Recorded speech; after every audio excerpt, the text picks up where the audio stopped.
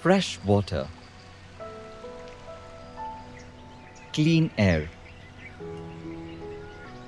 pollination,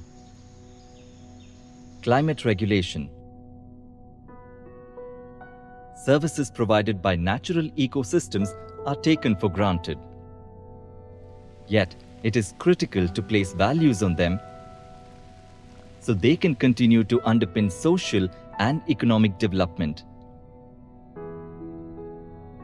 In the Western Ghats, where population densities are very high, it is essential to forge partnerships with the people living in and around forests, grasslands, and wetlands to help conserve these critical ecosystems and the essential services they provide.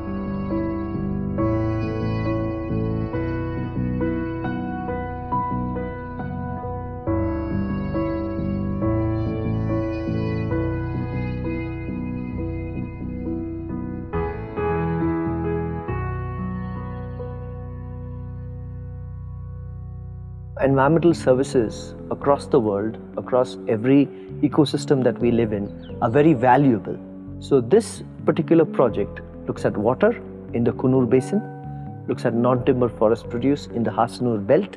Through these flows, we are trying to understand how can we create a payment for ecosystem services by which these ecological systems are managed. When we are looking at payment for ecosystem services, we are trying to first add value to the resources where protections are required. So if through the PES project and the ecosystem services value, they get a better benefit, they have a better say in the market. The Nilgiri Biosphere Reserve, which is the first biosphere reserve declared by UNESCO. It is an area which has very rich biodiversity and is also very well populated, and in the recent decades it's been heavily urbanized as well. The project is focused on the town of Coonoor. The project is basically looking at a concept called the payment of ecosystem services. The idea is that for an ecosystem services to be provided, some kind of conservation activity has to happen in the upstream area, and whether the users of the water resources in the downstream and the people who are involved in conservation in the upstream, they can be linked through a kind of a transaction which involves a payment to compensate for the services that are being provided. In the water project, the challenge is to mainstream it with the government, because we don't want local people to take the burden of this payment. We would want to create this framework by which we can involve the district administration or the Coonoor municipality in this case, that they can allocate some of their budget lines towards something like this. Because ultimately, it is not only the water that is supplied to the communities and the households, which is an important issue, but it is also whether there is enough water for nature.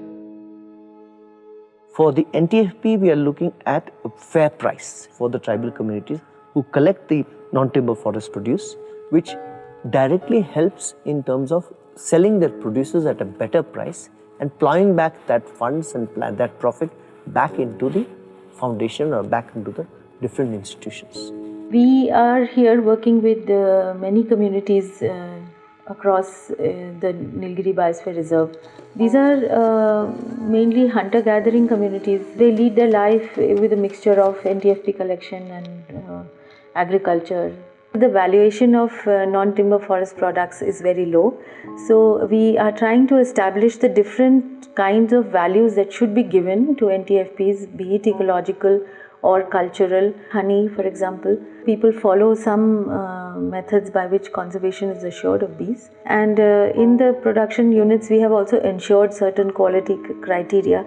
So that has been a kind of a feature which has helped in the conservation of both bees and ensured pollination.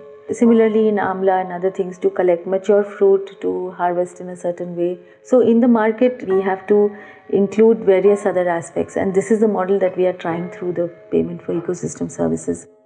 CEPF is the first grant to able to get us on this road of payment for ecosystem services. PES is a good way to show how things from the ground can work upwards and how local people can make some changes and make their resources in a much more protective in a sustainable way.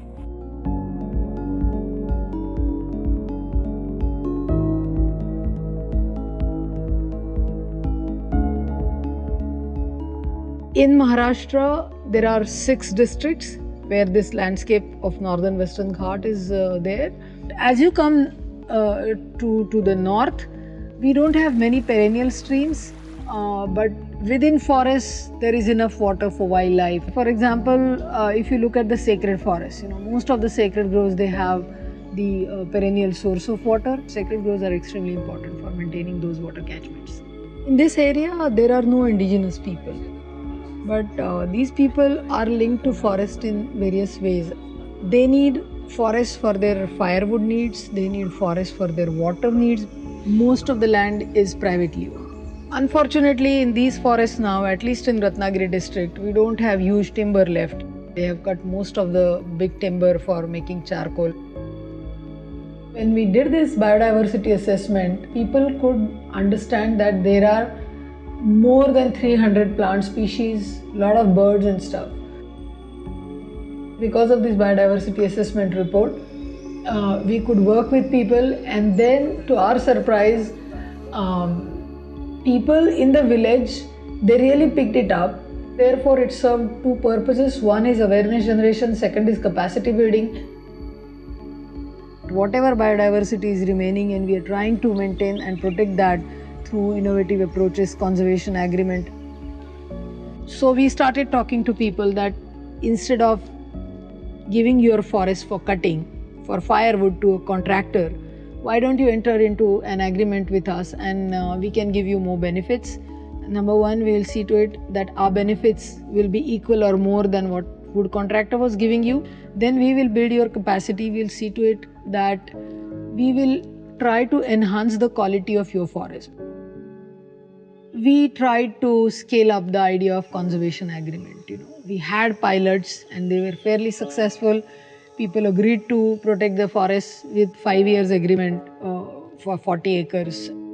Thankfully, with the support of CEPF, we now have 2,400 acres of forest under conservation agreements, and about 600 to 700 acres of forest out of that is secured till 2023.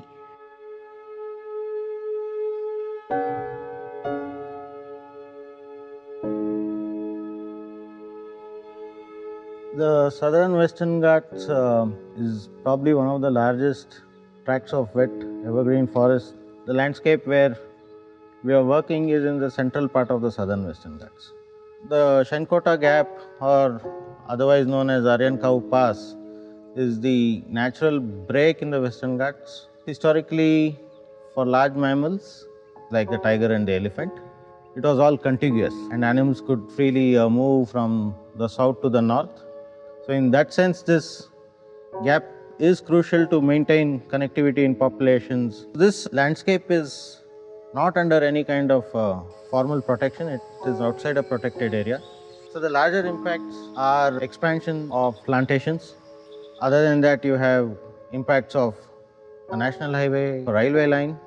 Issue of restoring connectivity within this landscape needs a multi-pronged approach. So we started with surveys which largely relied on sign surveys. So we wanted to see how each of these species are using this landscape. We intensively camera trapped to collect more evidence to see how animals were using the landscape. One of the solutions that is required to address connectivity is that you need to engage with people who live in this landscape. The corridor typically passes through private land holdings, and there is a need to bring that land parcel into conservation. So we identified a handful of farmers who were willing to undertake certain activities which would benefit biodiversity in general, for which they were getting paid. The activities could either be removal of certain threats, preserving existing forested patches on their land, or it could have been restoring some of the uncultivated land that they own, and they would receive payments based on their performance. For the tribes who worked with us, it would have been an additional source of income by engaging with us. Working with CEPF has been beneficial towards a better decision making process.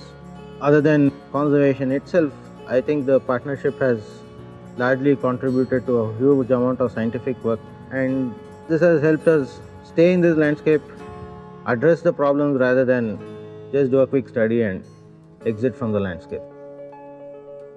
Linking together through financial mechanisms, key stakeholders in a position to conserve critical ecosystems with users of the services they deliver can bring benefits to both parties.